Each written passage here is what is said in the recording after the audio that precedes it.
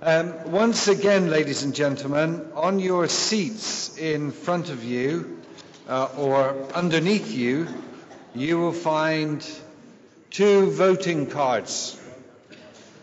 Okay, there's the green for support the motion, and there's the red for oppose the motion. Don't hold up both at the same time, and don't vote with both. I'm sure this will be quite a heated but fun exchange, and I'd like to encourage you all to take part once these 4 handsome gentlemen on stage have had their say. Now, for the ladies here, I'm going to make this point again. I made it last year. There are 4 gentlemen on the stage. I invited 2 gentlemen initially and 2 ladies. The 2 ladies declined. So I invited another 2 ladies, and they declined. And every year, when there aren't ladies on the stage, someone comes up to me and gives me grief. I'm sorry. I try very hard. Out of 4 gentlemen I ended up inviting, I got 4. Out of 4 ladies that I invited, I got 0. Okay, now usually we're able to get at least 1 or 2 ladies on the stage, but I want to make it clear to you that I make every effort with the full support of my committee every year. And sometimes I'm successful, and sometimes, like this year, I'm just not. Okay, so that's my explanation over. What we're going to do first of all, and it looks as if other people will come in during the debate, so the vote might change quite a lot, is we're going to look at the motion, and I think this is a really good motion. Rankings are the best overall measure of a university's global and regional standing. If you think that is true and you support the motion, I would like you now for 1 minute to hold up the green card. And please keep the green card in the air if you think that rankings are the best overall measure of a university's global and regional standing. Keep it up, because these young people are counting. Somebody's waving over there and putting it down. Keep it up, please. Thank you. As I said yesterday, if you can't hold it there for a minute, you really need to visit the gym.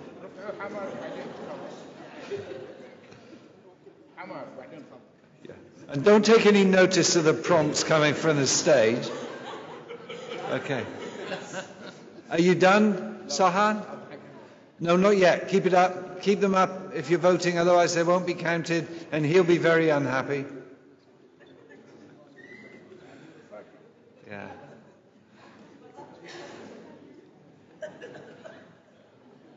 Okay, you can put them down.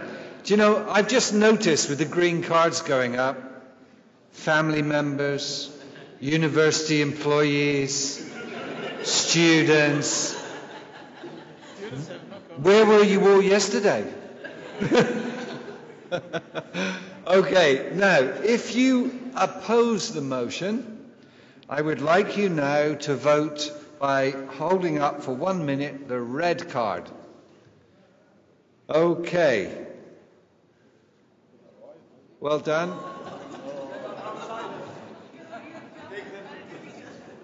Hold up, and you should not vote on both sides. And if any of you work for Ahlia, I suggest you don't hold up the red card, because he's watching, and so is Prof. Mansoor.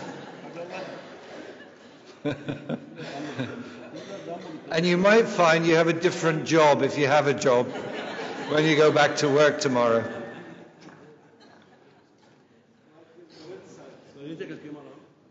Okay, keep them up, and I'll wait until Sahan waves at me. Okay, all done, you can bring them down.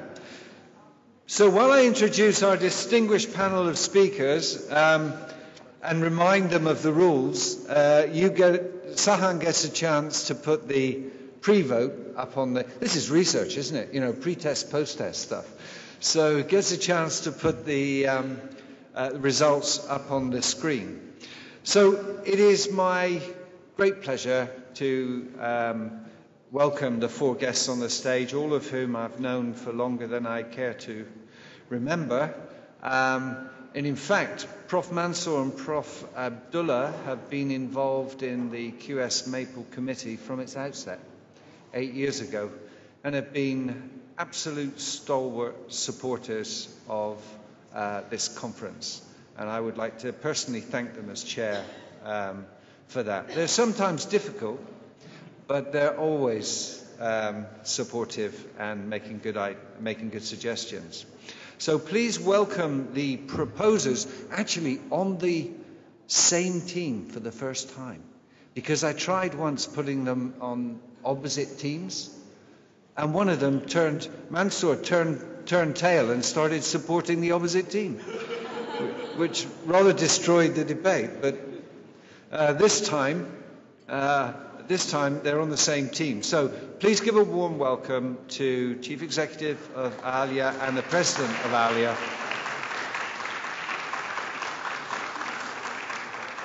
both of whom need no further introduction in this audience.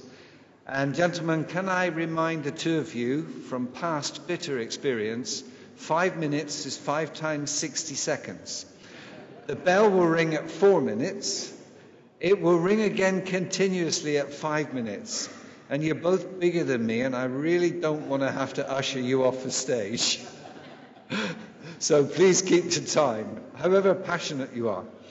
Then on the opposition side, we have this is very interesting, because John used to be the editor of Times Higher Education Supplement, THES.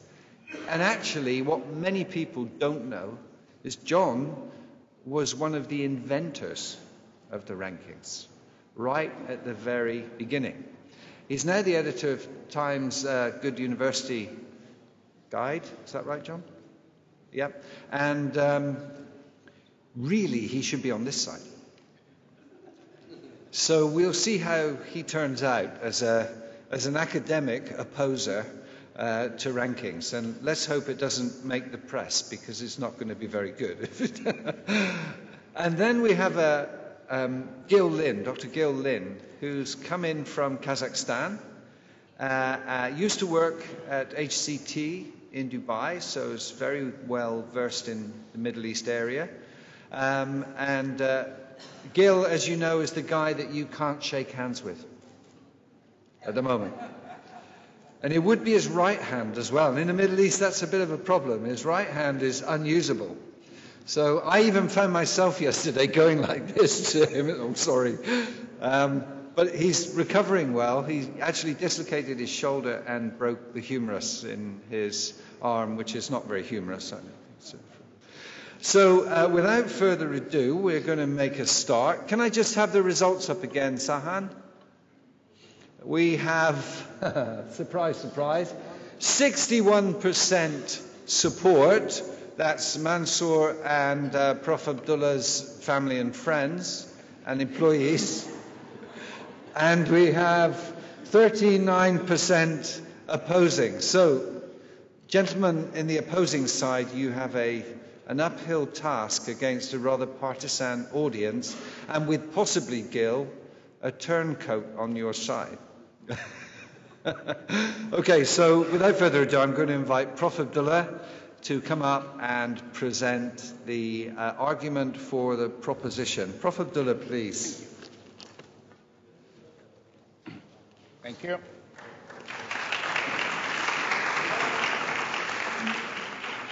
Bismillah. At the beginning, I would like just to apologize from everybody. I couldn't sleep last night. All the nights, rankings, and I don't know what I'm going to be ranked.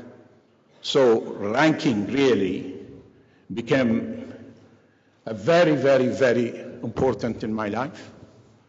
And I start thinking, that since everything is relative, then things have to be ranked. So all of us will work really to competeness. Come on, what are your ranking? And then I decided to come here, really. I told my wife last night, well, I couldn't sleep. She said, yes, I've heard you shouting, first rising university. And I said, really, I did say that? She said, yes, you did. So it's become very, very important, you know. And then this morning, I was reading something about what John O'Leary said, you know, about ranking, you know. And I've said, well, why then he is against it today? He's not, of course.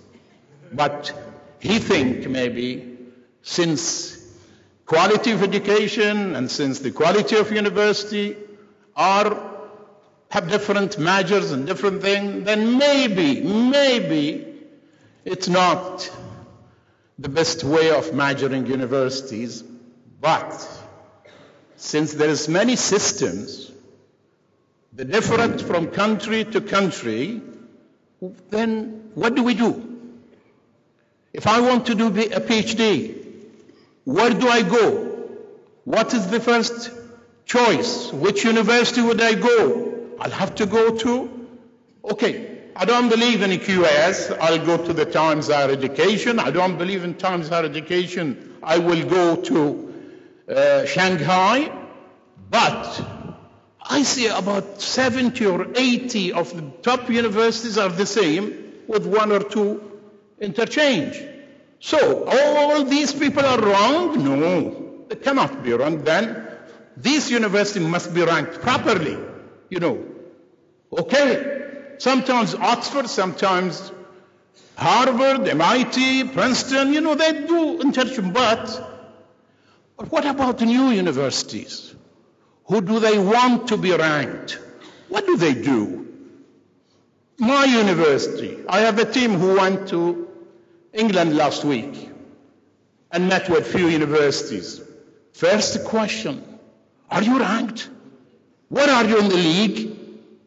And one of my friends said, wow, we are first rising university. So ranking is really important, and the other side really took it, that you are a good university. Since you've been ranked, then you are a good university. For this reason, I believe ranking and all these ranking agencies are a benchmark of what the international community considers the best universities of the world. Despite, as I said, the concentration from some or the opposition from some of the academic field, who they're still living in our Ivy League university. We do not want to be ranked. But then they will run away. So I think really ranking is the best measure, is a good measure for the quality of university. I think you should vote for that. And I'm sure in a few years' time, even marriage will be ranked. So when we choose a wife or the opposite, what ranks would you choose? So vote for this motion and make sure that 61% becomes 80. Thank you.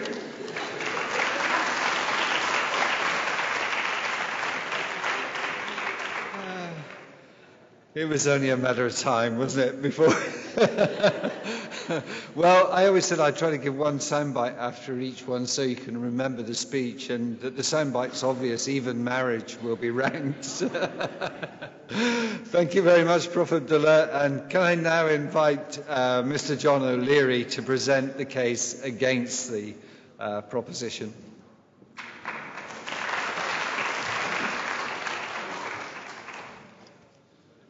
Thank you, Kevin, for this poisoned chalice. Those of you who know me may have been a bit surprised to see me on this side of the debate. I might have been a bit surprised to come to that. But I was listening to, on the radio the other day, to Tim Noakes, the South African academic who wrote the most successful book on diets for runners, and marathon runners in particular, advocating a high-carb diet. And he was saying that one evening he heard voices in his head that persuaded him that this was all wrong, that all his previous work had been wrong, and that actually a high-fat diet was the thing. He was expelled from his professional institute for his views. But it shows that you can have a conversion like that, and that's me on this side of the thing. Well, I haven't had that conversion.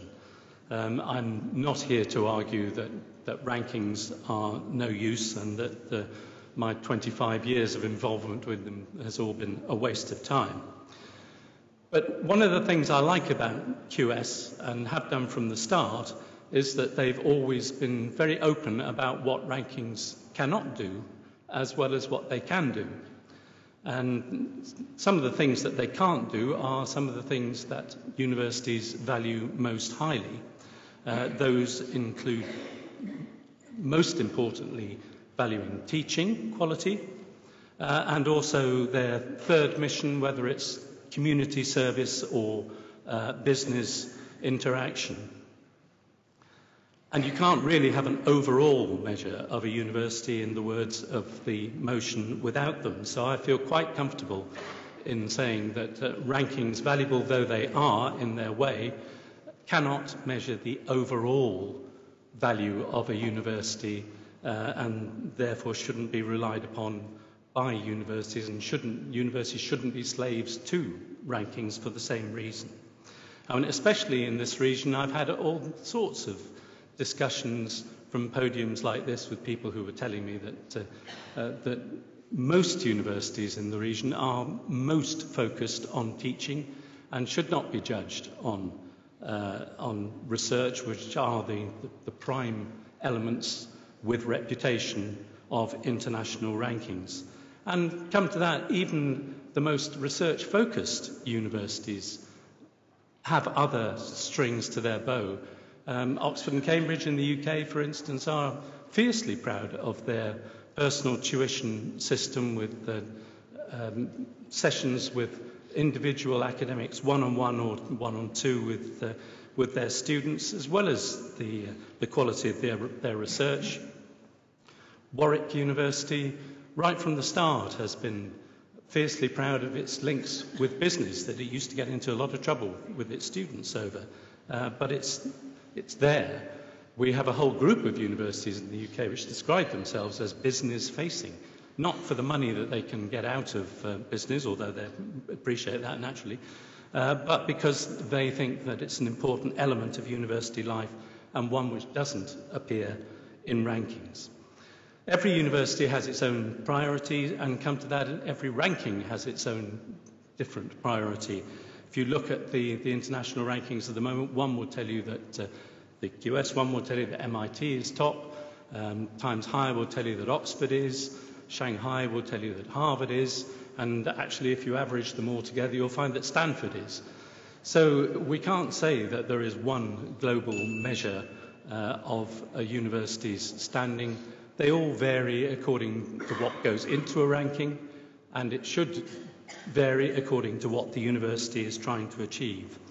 And the slogan of this conference, you'll find at the back here, that it's a summit for the advancement of university excellence in all its forms.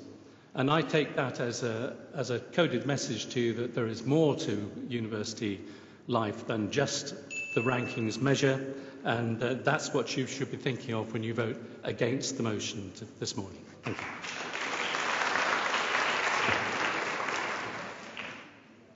Well, I think everyone in the audience can learn to tightrope walk after listening to that, because John managed to stay on the wire, not fall off either side. I'm not sure how strong an argument that will be with you, but we'll see later. I would now like to invite, to second the proposition to the podium, the president of Ahlia University, and that is Professor Mansoor.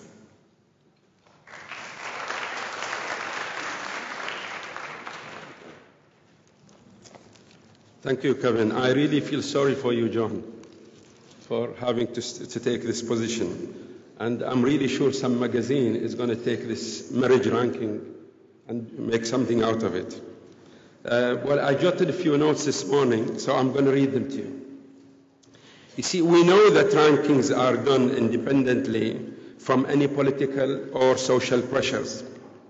Without rankings, how else would you measure or compare your progress or achievements? How would your parents or applicants decide to which university to go? How would a president or a vice chancellor know the position of his or her university?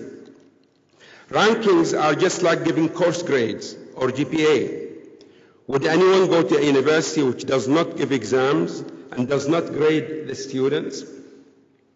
How then would employers know the quality of the graduates? Would they develop their own assessment techniques? Humanity developed a sense of measure for everything. It is only human. The fastest car, the best football team, how many goals were scored by Manchester United, the GDP comparison, the world's fastest, safest capital, journal rankings, research indexes. You see, ranking is a human requirement. That's what it is. Ranking is a necessity to put things into perspectives. Rankings are good for selection of university to study or to work, improve your teaching methods, develop your research plan, selection of your faculty. Tell me, how else would you advertise your university? And who would believe your advertisement anyway? Shanghai, Times, QS, Webometrics are all here to stay. And probably QS is the best anyway, because they're all human requirements. Let us then cancel the Olympics. No races, no matches, no bronze, silver, or gold medals. Let us be without any sense of comparison. Let us be without any sense of comparison or pride. Would you want that? Wouldn't that be boring? Let's cancel Grand Prix. No more Formula One. Why would they race then anyway if no rankings are given? Would you want that? Oxford, Cambridge, Harvard give us all a sense of comparison. Give us the energy to work hard and get some of the fame and get some of that fame. Be known for something in the world. Rankings means quality of education. Measuring graduate speed of employment, measuring of alumni speed of promotion, measuring a university reputation amongst its competitors, counting the number and quality of publications, citations, and patents. You see, a sense of comparison. Of course, ranking methods will improve over time. New ranking organizations will emerge. Some might even vanish. But ranking is here to stay. You see, we have to be ranked or indexed as humans. That's what we need to be. The Guardian, Newsweek, and many others are doing rankings because it is required. That's why it's done. Some might argue that the quality assurance and accreditations will solve the problem. But where is the sense of comparison? They are good. Ranking, accreditation, and quality assurance all complement each other. World economic indicators, poverty indicators, good indicators, strange indicators, or rankings, but they are needed and they have audiences and markets. We must understand that indicators and rankings are tools to improve human achievements and sense of comparison. And I can't see the time. Okay. Those of you who voted against the motion, I urge you to change and vote yes or support. If you don't vote yes or support, after all that we've said, then I can only say that you don't speak English. Vote for the motion.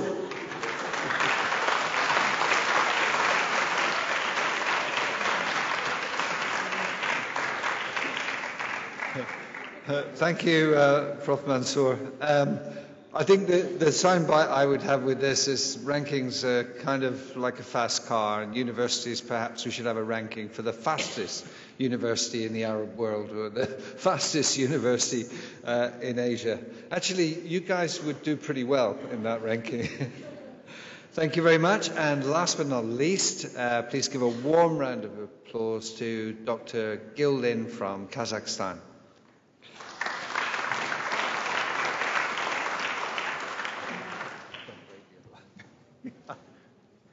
No allotted time because I'm physically disabled. Rankings are indicative of academic quality. Did I hear that right? I'm stunned. I'm shocked. There's 3 ranking associations that are relevant in this area. One of them has, 2 of them really emphasize research.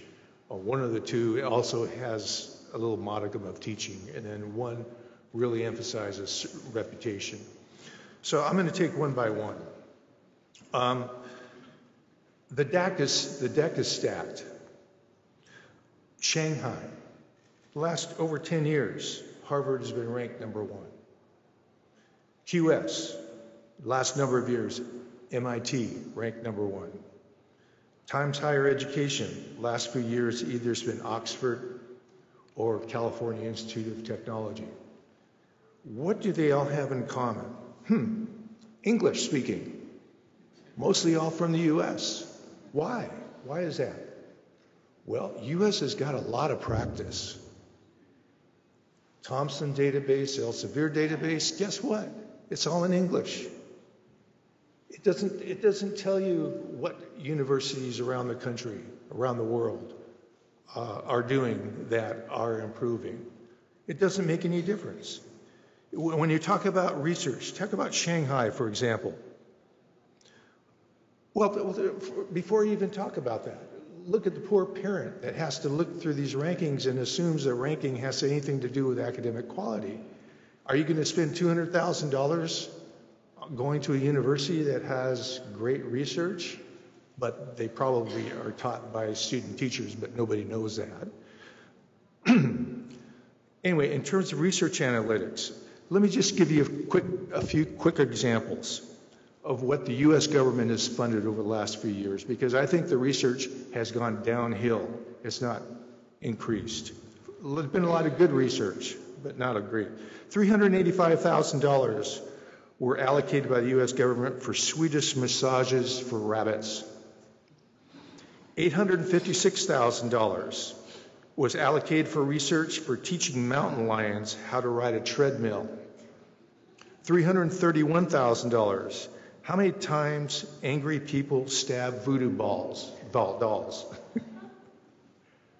So we're looking at some of the, research is great. I like research, but quality research is what really matters.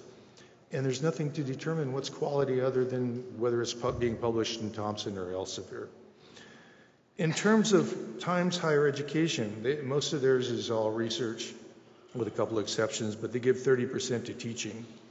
Now they measure teaching. How they measure teaching? Reputation survey, staff to student ratio, doctorate to bachelor's ratio, doctorates awarded to academic staff ratio, institutional income. What happened to value added? What happened to continuous quality improvement in terms of academics? I don't see those. You know why they aren't there? Because they don't want to dig that far in.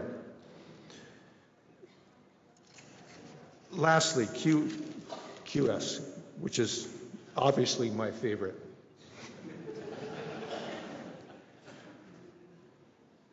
One of the criticisms QS has had is 60% of their